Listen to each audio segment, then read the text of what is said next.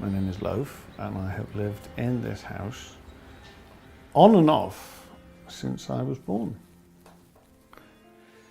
The question I seem to remember asking a lot was, "Mom, what can I do now?" And why I have a slight envy of people with families is that things would happen. Whereas if I wanted someone to come around and play, I would have to arrange it. It wouldn't just be happening anyway, or, you know. Yeah. But when I was 10, we got the dog. And the dog became the focal point of because a dog is like a brother. Well, my dog was like a brother. And he was called Tog, named after an old children's television program. And yeah, so looking back on it and joining the dots, I can see now that my mum and dad got that dog because they knew something was needed. By the time I'd started my A-levels, I'd already started to disengage from school. In the last term of my A-levels, I didn't attend any classes and I didn't take them.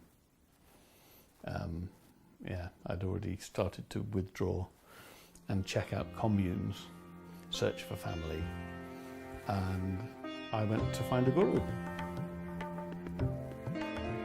So that was a definite reach outside of the bubble of the West, which my mum and dad sort of represented, or they had boxed down. And it was like, no, I'm going to go somewhere ecstatic and bonkers to find a new contextualization of what it is to be a human being.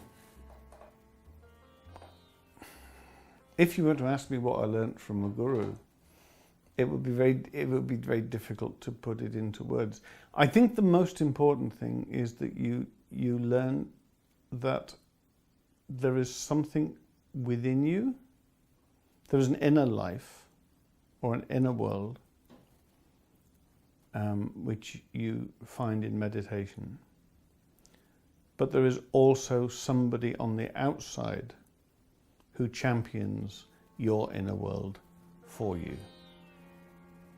And that alters your relationship with the world enormously, because it's like, it's a little bit like finding that the most precious thing is under your own nose, and that it's not separate from the world. You know, it's in the human realm. I left the guru eventually. This is my second guru, the one I was with for 20 years, because in terms of growing up, I had a lot of growing up to do that I'd slightly sidestepped by getting absorbed into a blissy, expanded state of good feelings. By this point, my mum was in her 80s. So my then formative thing was looking after my mum, because she died where you are. This was her bedroom. So 95 she was.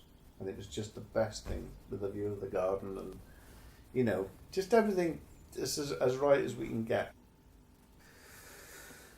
And I realised that I had fulfilled a purpose, and in seeing my mum out well and smoothly and with a lot of love, I thought, I can die now happy. I will never do anything as meaningful as that.